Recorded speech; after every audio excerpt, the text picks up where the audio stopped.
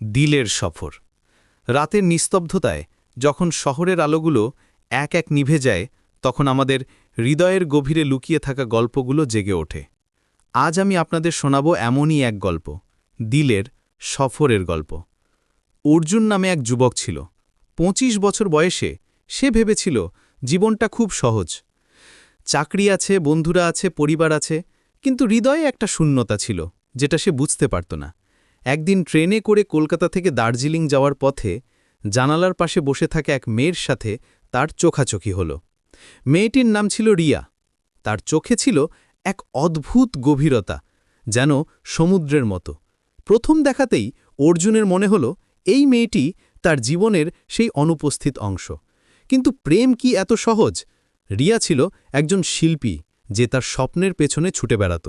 তার জীবনে কোনো স্থিরতা ছিল না। আর অর্জুন ছিল একদম উল্টো, নিয়মানুবর্তী, পরিকল্পিত জীবনযাপনে অভ্যস্ত।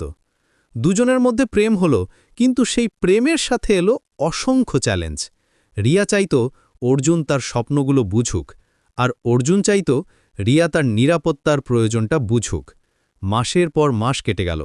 দুজনেই বুঝতে পারল যে প্রেম মানে শুধু একসাথে থাকা নয়, প্রেম মানে একে অপরকে বেড়ে উঠতে সাহায্য করা।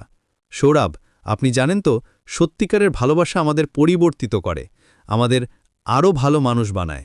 অর্জুন শিখল যে জীবনে কিছু অনিশ্চয়তা থাকাটাই স্বাভাবিক, আর রিয়া বুঝল যে স্বপ্ন দেখার সাথে সাথে বাস্তবতার মুখোমুখি হওয়াটাও জরুরি।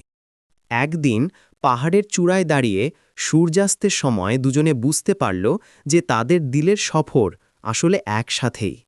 তারা আলাদা দুটি মানুষ, কিন্তু তাদের হৃদয়ের গন্তব্য একই। প্রেম মানে হারিয়ে যাওয়া নয়, প্রেম মানে নিজেকে খুঁজে পাওয়া। অর্জুন আর রিয়ার গল্প আমাদের শেখায় যে দিলের সফর কখনো শেষ হয় না, এটা চলতেই থাকে, প্রতিটি নিঃশ্বাসের সাথে, প্রতিটি স্পন্দনের সাথে।